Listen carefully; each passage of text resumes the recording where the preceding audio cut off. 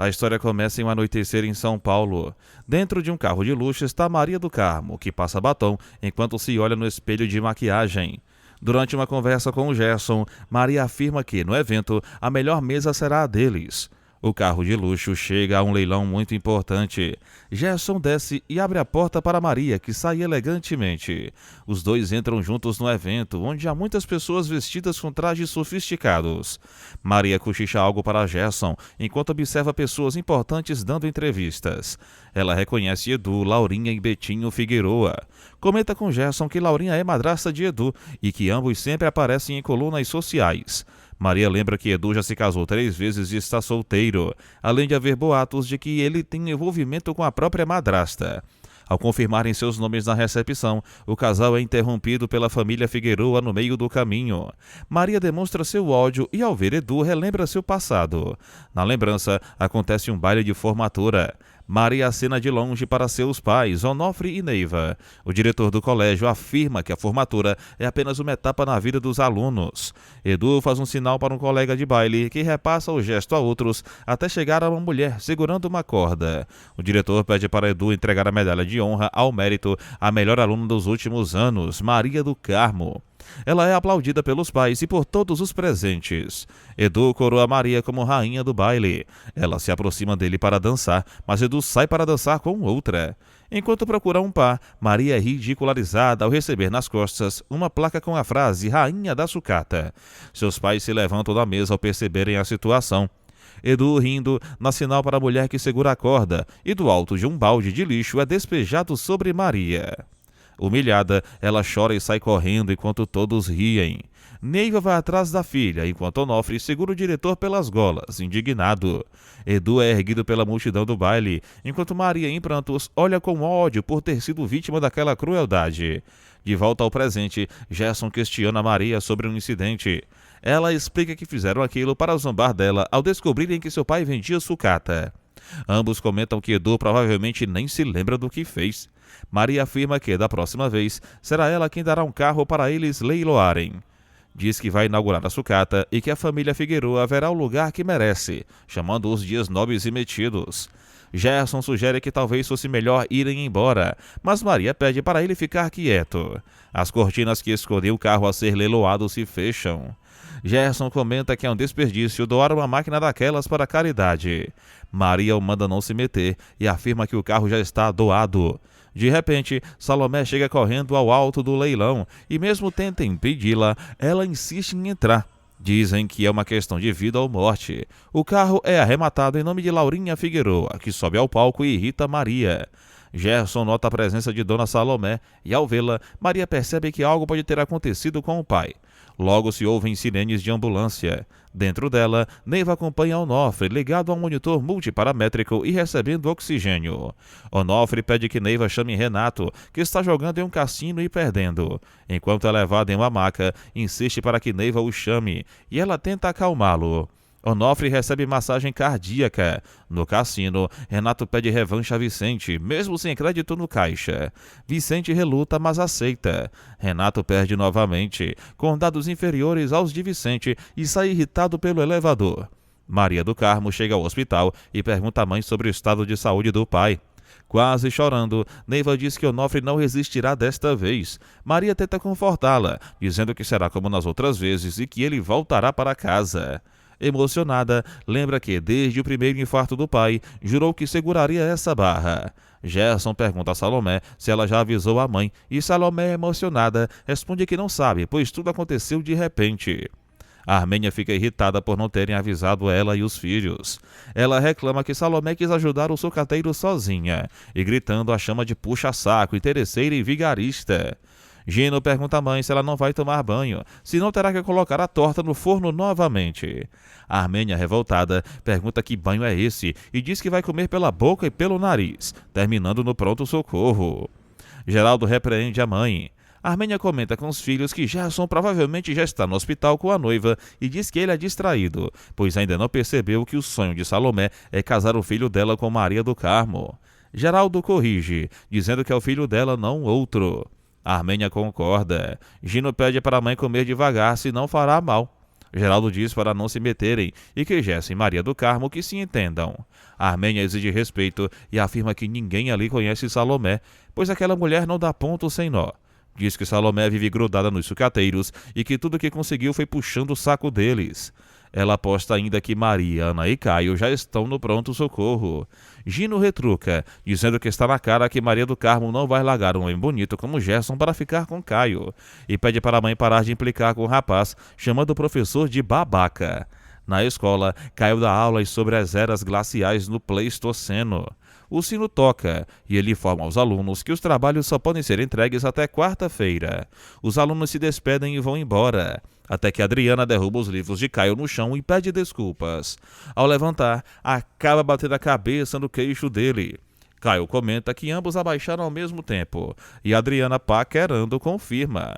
Ele pergunta se ela se machucou. Ela responde que não, apenas sente uma dorzinha, e pergunta se ele machucou o queixo. Ele diz que não. Nicinha bate a porta e Caio informa que está de saída. Adriana se despede dele. Nicinha comenta que Adriana está paquerando Caio, mas ele nega, explicando que apenas abaixaram juntos para pegar os livros e ela acabou se machucando. Um aluno avisa que há um telefonema para ele na secretaria. Nicinha pergunta se é homem ou mulher. É Mariana ao telefone, que comenta estar tarde, mas deseja visitar Onofre. Ela prefere que Caio a busque, pois está tarde para sair sozinha e diz que espera. Afirma que Onofre sempre foi um grande amigo, quase como um pai. Maria relembra o momento em que seu pai vendia sucatas. Ela pensa em como foi bonito. Pergunta se pelo menos o coração dele tivesse sido operado. Abatida, pede que Gerson olhe o estado de sua mãe e questiona se cuidar de um marido à beira da morte é fácil. Ela lembra que já são 2 anos dessa agonia e que há momentos em que prefere que ele parta. Pergunta quantas vezes terão que estar no pronto-socorro e comenta que, se ele escapar agora, logo estará lá novamente. Ela fala que eles não mereciam tudo isso e chora. Neiva diz a Salomé que é verdade que tem uma filha de ouro, mas que, sem uma amiga como Salomé, não teria aguentado todos esses anos de sofrimento, e chora. Salomé reage emocionada. Neiva lembra que, desde que se mudaram para Santana, Maria do Carmo sempre contou com o apoio de Salomé. Ela se emociona ao recordar que era muito pequena e que no dia em que Onofre levou Salomé e Salomão para jantar em sua casa, sentiu muita vergonha, pois não havia feira naquele dia. Salomé afirma que ela e Onofre são casados há mais de 40 anos e viveram quase toda a vida juntos. Neiva concorda. Salomé comenta que, se não fossem irmãs, provavelmente não seriam mais unidas do que são. Ela pede para Neiva manter a calma e diz que Onofre irá melhorar. Salomé lembra que Onofre gosta muito de Gerson e que o casamento de Maria do Carmo não será como os outros, mas sim para sempre. Salomé repara em Gerson e pergunta a Neiva se percebeu que ele está perdendo cabelo. Ela comenta que homens com pouco cabelo são muito competentes, e carecas então nem se fala. Neiva se surpreende, dizendo que seu falecido esposo sempre teve muito cabelo. Salomé se choca, e Neiva esclarece que quem ficou careca foi seu esposo. Salomé conclui que talvez seja por isso que sempre foram felizes no casamento, e ambos riem. Maria visita o médico e agradece a Deus por uma boa notícia, mas o médico chega com expressão preocupada. Enquanto isso, há uma corrida de carros. O carro de Edu estraga no meio da prova, mas ele garante que está bem. Renato e Maria do Carmo chegam ao trabalho. Maria entra em um elevador, que se abre e encontra Renato, que lhe dá bom dia e entra com ela. Renato questiona onde Edu esteve ontem. Maria explica que seu pai foi novamente ao pronto-socorro e que todos o procuravam, mas ninguém o encontrava. Na corrida, Edu se irrita com o mecânico, dizendo que o carro deveria aguentar e que, se perdesse a prova, ele o mataria. O mecânico responde que precisava trocar o esticador e foi ele quem insistiu. Irritado, Edu pede para ficar sozinho. O mecânico pede calma e promete revisar o carro no dia seguinte, garantindo que ele saia como campeão. Edu reclama que tudo está dando errado, faltam apenas 2 voltas e exige revisão completa. Maria e Renato saem do elevador. Renato pede desculpas, dizendo que não poderia adivinhar. Maria comenta que seu pai voltará para casa hoje e pede que ele vá falar com ele. Ela observa que Renato e Edu vivem cercados de segredos e comenta que, se tivesse um irmão, não seria tão próximo dele.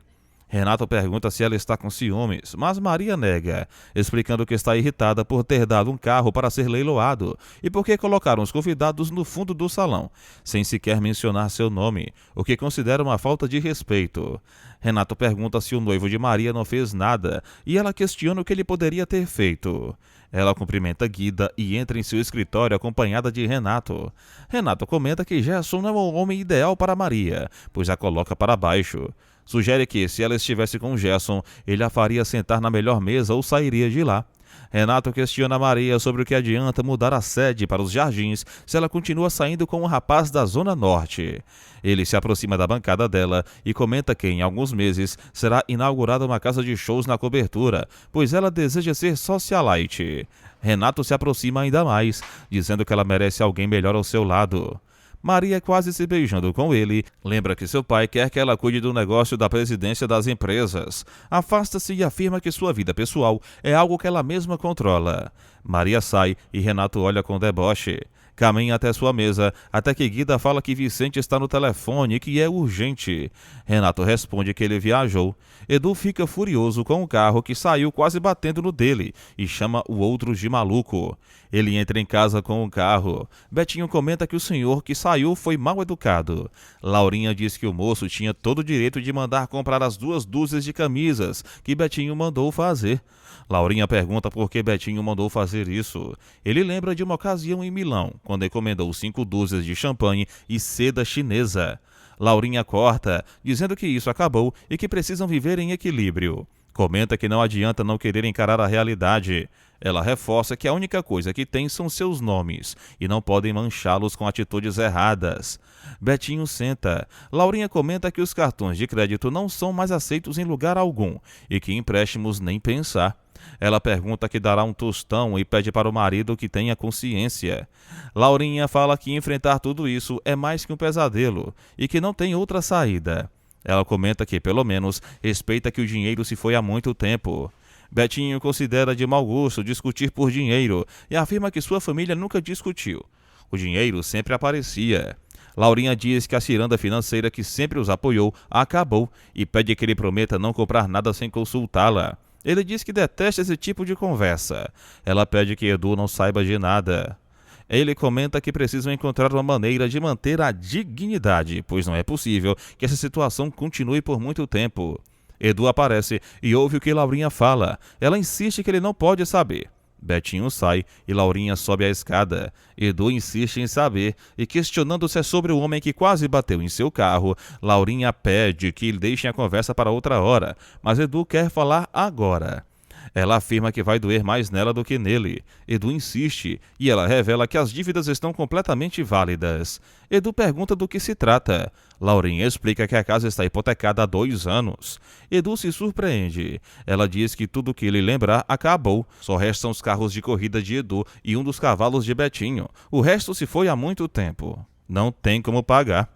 Ela fala que o que aconteceu foi apenas a gota d'água e que, se o comprador contar a alguém, em pouco tempo não haverá festas nem convites. Edu amassa o papel. Laurinha afirma que chegaram ao fundo do poço. Edu vai ao mecânico. O homem comenta que ele não apareceu há quase 1 mês e agora quer vender os carros. Edu pede para ele negociar um preço bom para os compradores, mas não vender tudo de uma vez, que ir aos poucos para não sentir o baque.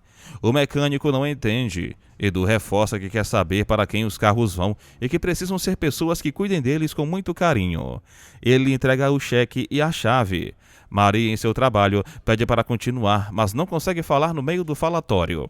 Ela grita pedindo silêncio. Todos param de falar. Ela informa que estão enfrentando um grande problema, pois estão indo para uma recessão e as vendas caindo.